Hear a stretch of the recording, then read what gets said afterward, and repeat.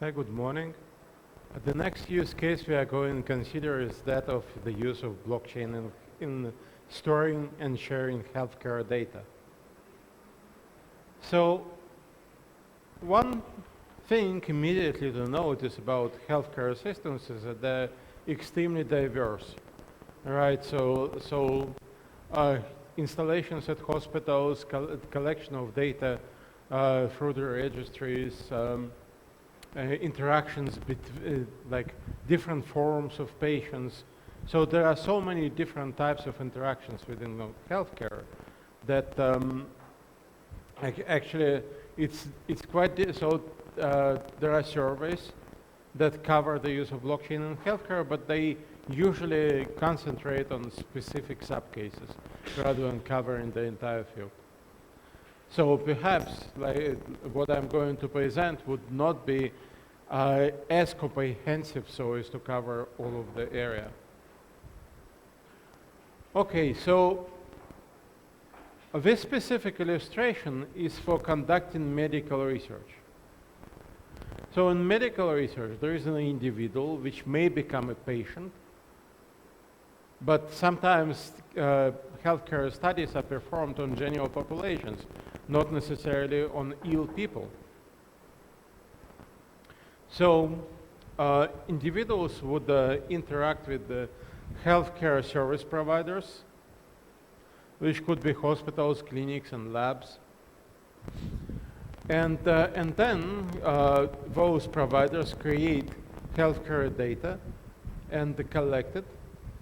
And then by the regulations in many countries, hospitals and other health service providers are obliged by the law to transfer associated healthcare data to registries, and registers take care of the data, so fuse it, process it, and share it as need be.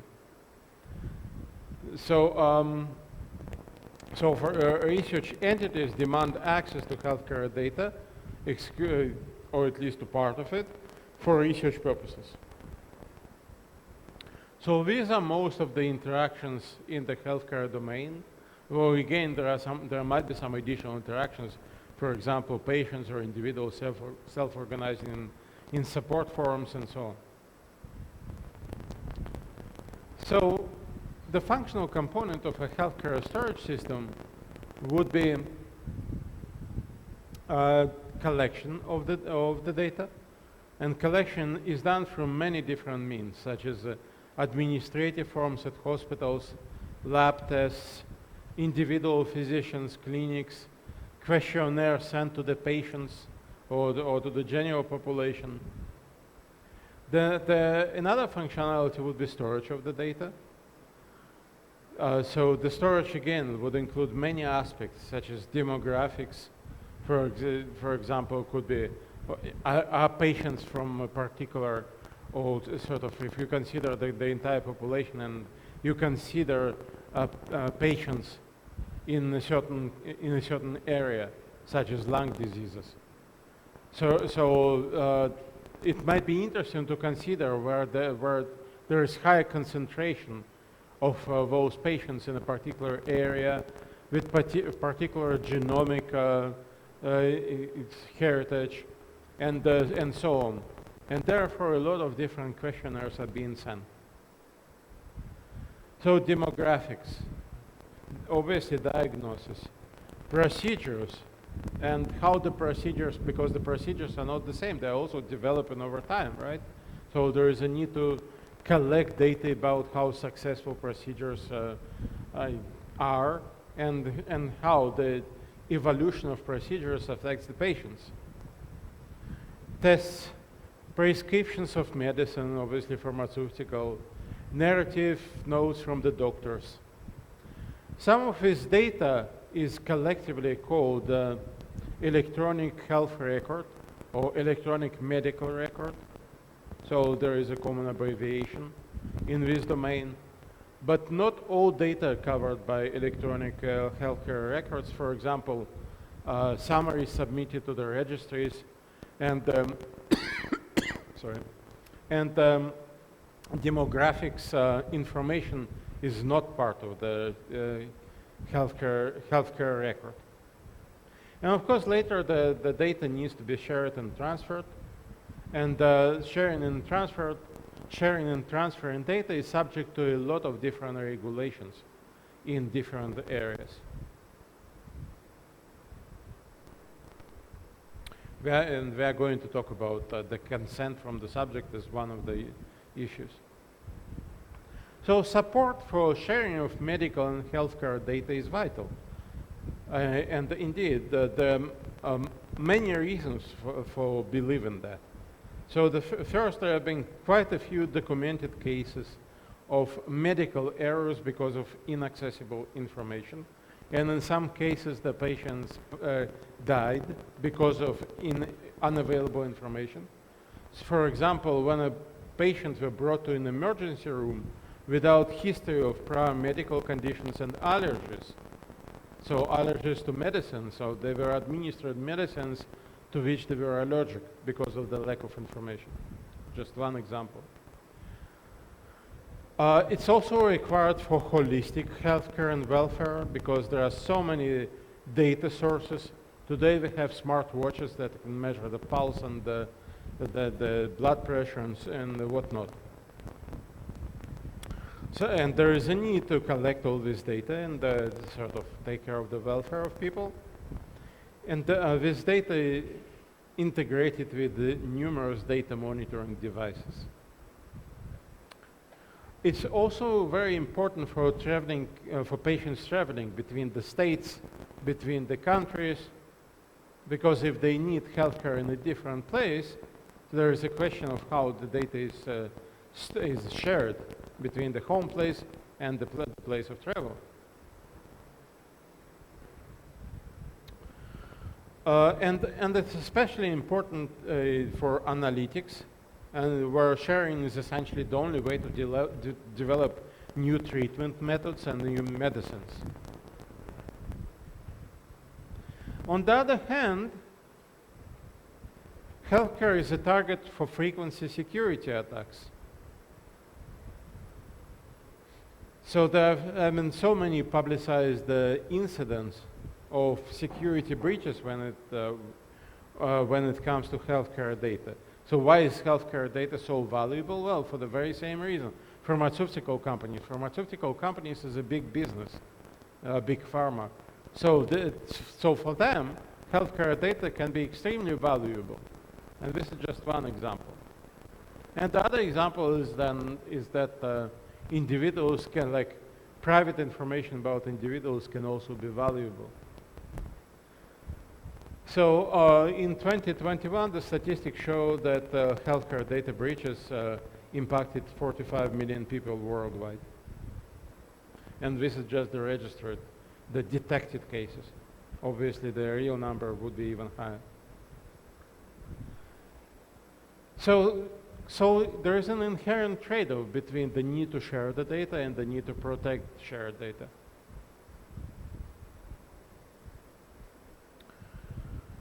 On top of that all, the healthcare infrastructure, when it comes to storage, it's very conservative.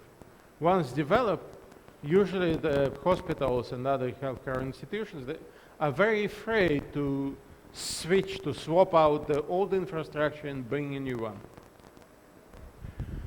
And that, as a result, different places have developed different infrastructures, and we have isolated silos. So the different storage systems are not able to communicate with each other. So there is a need to introduce interoperability at many levels. Regulations, record formats, communication protocols, and so on.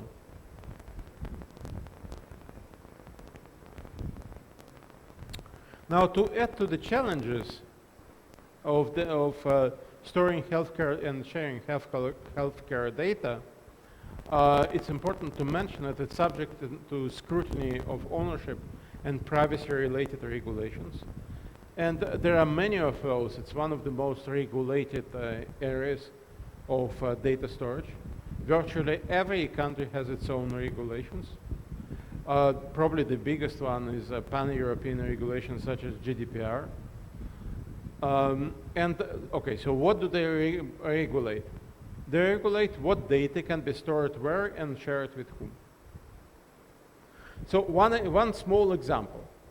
UK has the UK has its own regulations, according to which the data pertaining to healthcare patients in the UK cannot be brought out of the country.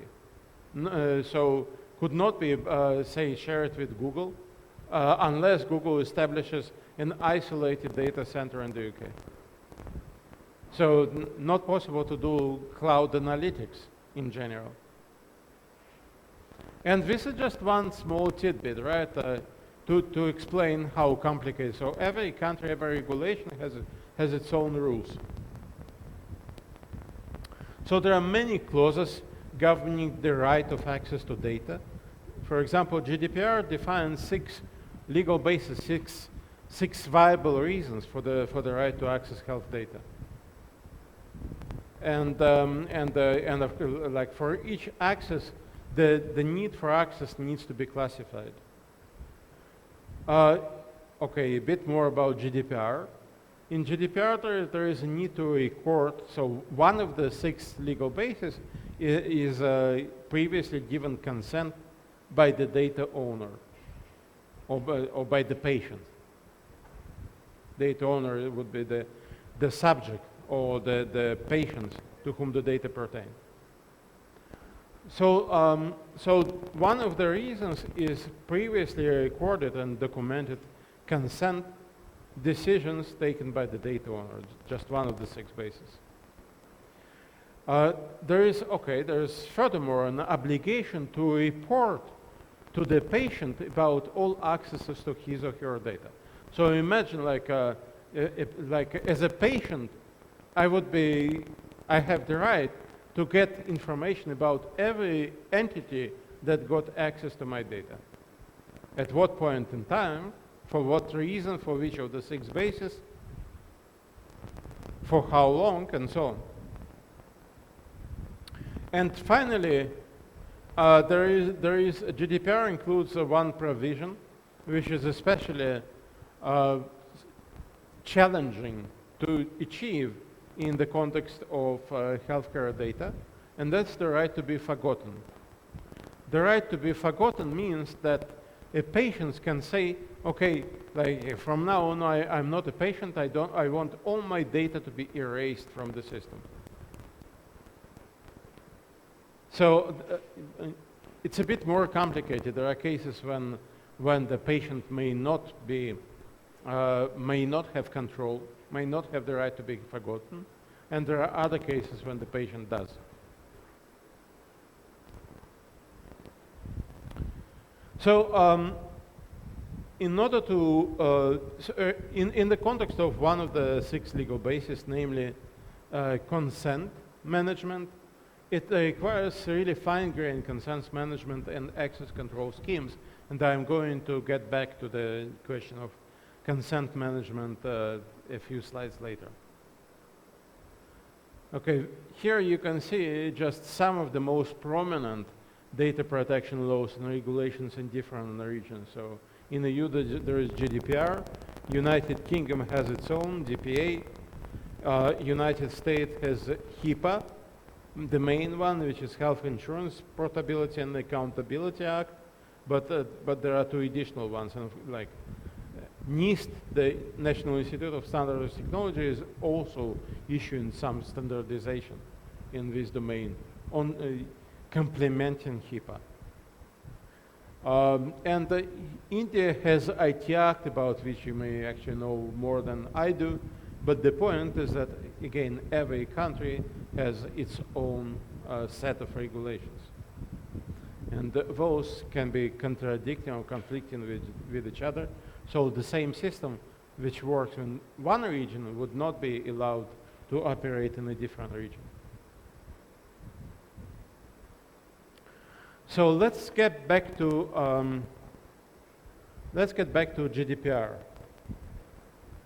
GDPR defines 4 roles and responsibilities. Data controller, which collects and maintains subjects' personal data. a data subject to which the data pertains, so individuals whose personal data maintain in the system. Data processor obtains personal data if authorized by the data controller and processes the data, performs some analytics for one or another purpose. And the supervisory authority is responsible for checking and enforcing the compliance with GDPR regulations for every entity involved. So supervisory authority would be auditing access log to check compliance with the, well, not only access log, actually all the agreements and all the information such as consent to check compliance with agreements. So data controller determines the purpose for which and the means by which personal data is processed and under which legal base. Data subject may decide on the consent for accessing personal data, and again, consent may be fine granular. It's not like I give access to all of my data, or I do not access to any of my data. Granular means that there is basically the data is broken into units, and there is separate consent management for each unit.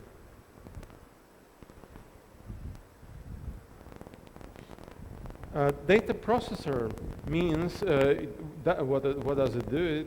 It needs to comply with the defined access policies, providing safety, security, privacy guarantees when it processes the data. Okay, now, so this is like the background about data storage in the healthcare domain. Now, talking about the use of blockchain in this context. So blockchain-based healthcare system has blockchain and smart contracts have fundamental features which we already all know, like for the need for a trusted third party, data integrity, data transparency, and verifiability. And from those, there could be derived specific benefits for a blockchain-based healthcare system. So, for example, traceability and auditing. So patients will be able to trace and audit whether their healthcare data is managed as per their access preferences and policies they have defined. They should be able to audit their treatment and healthcare services state and outcome. And they should be able to trace their data and the history of the services they have received. And that information is available not only to the patients, but also to the auditing, to the auditors. Perhaps the very first case of blockchain-based storage system in healthcare was Medarec. It was a project which originally came from an MIT lab. It was around 2016. So in Medarec, essentially Medarec is based on Ethereum, and most of the system is based on smart contracts on top of Ethereum. So they have a miner, so which is later it was like one of the main points of criticism. So why for such a system do we need mining, right? And use of cryptocurrencies. So later system would be developed usually on top of Hyperledger and not on top of Ethereum. Okay, but in Medarec, for example, it was possible to in Medarec, the main part was the contracts. So there was one registrar contract through which a patient could register in the system. And the main element was the patient-provider relationship, which had to be managed on a contractual basis. And additionally, there was a summary contract for which allowed patients, but also other users, to search for the information.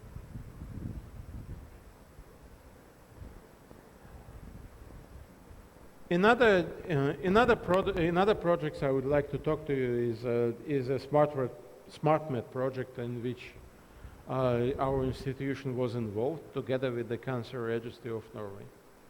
So the project was about secure and accountable sharing of medical record using smart contracts and blockchain. So a couple of words about the Cancer Registry of Norway. The Cancer Registry of Norway is one of the oldest healthcare registries in the world. It has been storing data for millions of patients since 1953, which is again, like, if you put it in perspective, the whole population of Norway today is 5.5 million, but back in 1953 it was around 3 million, I believe. So the fact that they accumulated data for significant fraction of the population is actually quite interesting. And again, so they're collecting data from all healthcare providers in Norway, which by regulation are required to report data to the registry.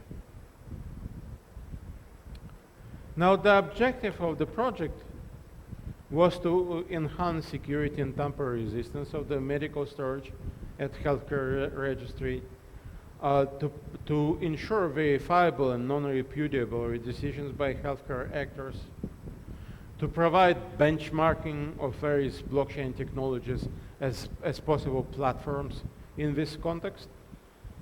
So, for example, the project tried both Fabric and Sawtooth,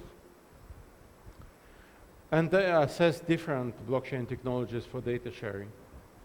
And finally, to develop a verifiable consent management service for sharing medical data. So that was, and this is the part on which I'm going to focus. So the proposed architecture consisted of 3 layers: blockchain storage, the storage proper, or blockchain-based storage, distributed ledger technology, and the collection of smart contracts for health registries. So the smart contracts were to ensure security, to provide transparency and accountability, to configure compliance with regulations such as GDPR, and to provide additional degree of anonymization.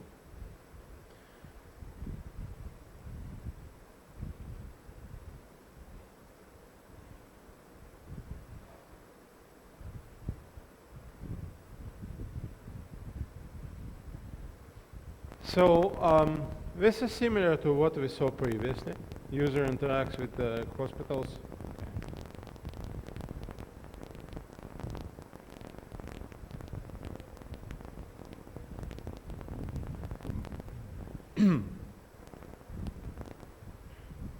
So, but in this case, it was the cancer registry that was playing the main role of the healthcare registries, collecting data for all patients and general population. However, the Cancer Registry of Norway also were required to provide a verifiable consent management platform vis-a-vis individual patients.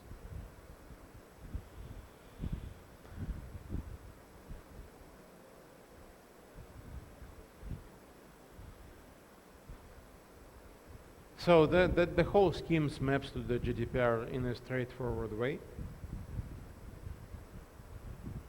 Now, medical research project is broken into phases. So the first phase is the project proposal, in which the data processor must first formulate the study objective. Then this data controller needs to carefully evaluate the proposal, improve feasibility, and whether it is ethical. If approved, then the third phase would be a request for healthcare data, so data processor can execute the project and request the data from corresponding data controller.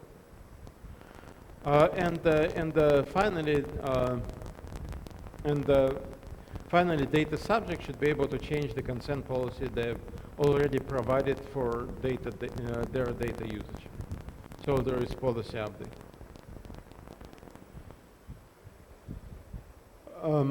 There are some additional considerations, so it's actually like more complicated than this summary. For example, the data controller can provide the data in the form of sharing access to the database, can provide data in the form of transfer. It can decide to share the real data. It can decide to share synthetic data. So Cancer Registry of Norway, one of the research they are doing is to develop models for synthetic data. So by using those models, they do not share the real data. They can share only synthetically generated data based on those models. But of course, the models would approximate the real data. So this is one tool that Cancer Registry of Norway possesses in order to balance this trade-off between privacy and ability to share data.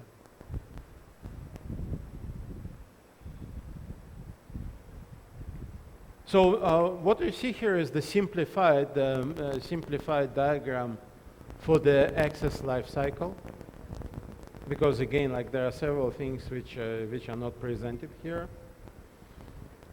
So first, it all starts, like the proposal phase is actually also broken into two stages.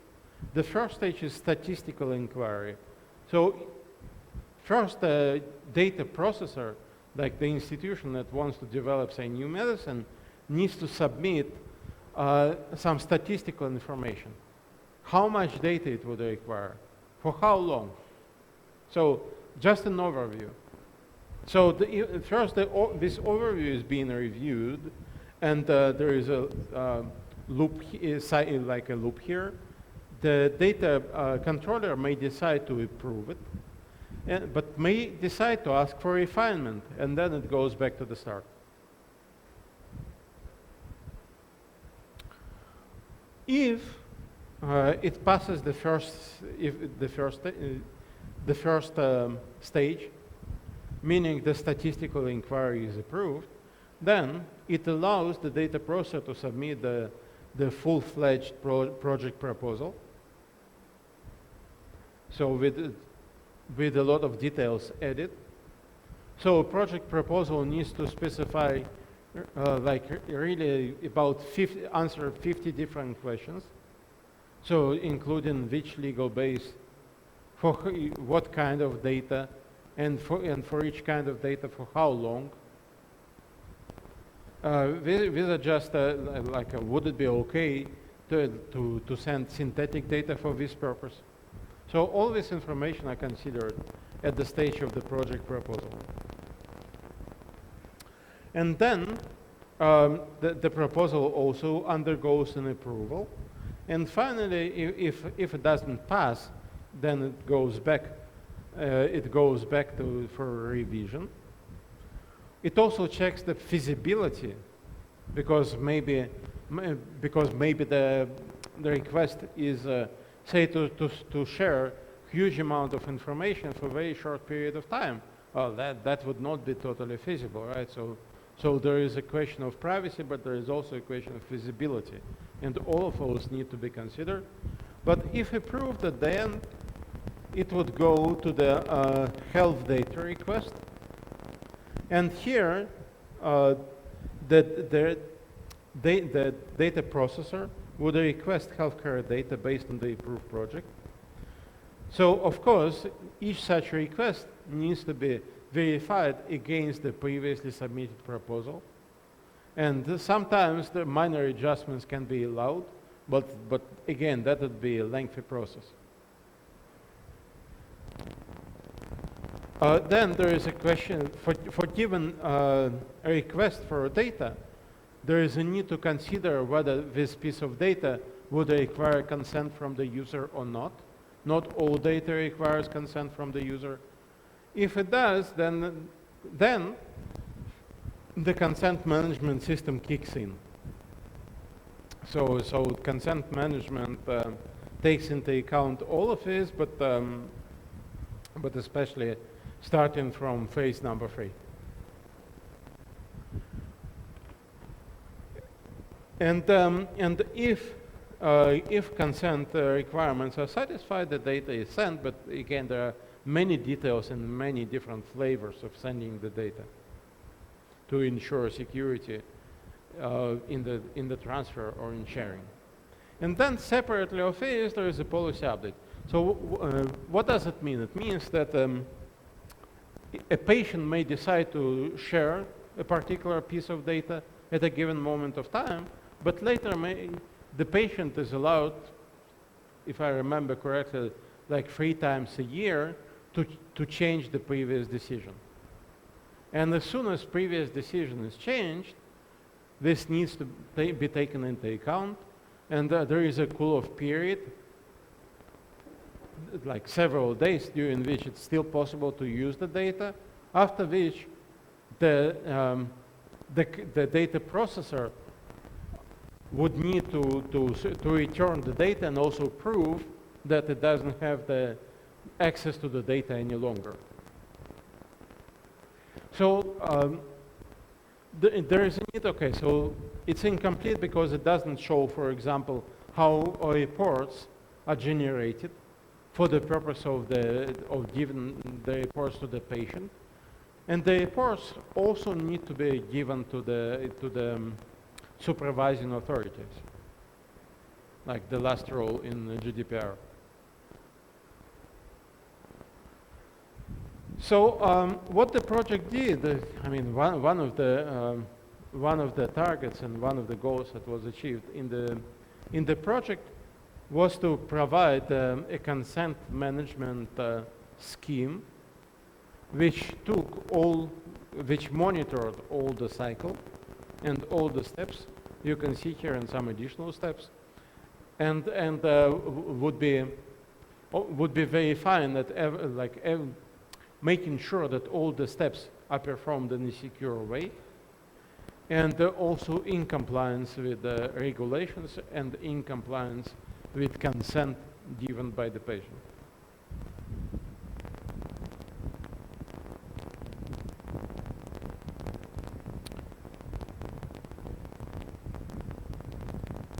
So there are many requirements to consent management platform. So lack of reliance on a trusted third party is always a good thing. So this is why one of the reasons why we use blockchain here. Of course, use of security cryptographic primitive provides additional guarantees with regard to integrity of the project description. Also, very important, the non-repudiable interactions between involved entities, so that later the entity would not be able to deny something the entity did in the previous phase. And verifiability. So sometimes the requests are denied, and in this case, both data processor and the auditing authority needs to verify the reasons for denying the request.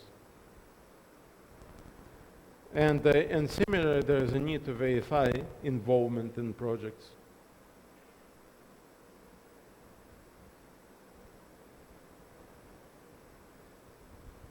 So I'm not going to present the technical solution, but the solution, so again, it's based on a published paper in the project. In this paper, basically, a platform was described, and the platform provides a number of guarantees. It uses consortium blockchain without the need for a trusted third party. The data is difficult to tamper with, in particular project description and all access-related information. Non-repudiation, so all interactions are performed via smart contract calls and signed by the corresponding entity and stored. Therefore, it would be possible to verify that the interactions indeed happened at a later stage. And finally, it provides transparency and verifiability for all the entities involved in the project. Both when the request is denied and also when the request is approved. So this is the end of the lecture. I would like to thank you.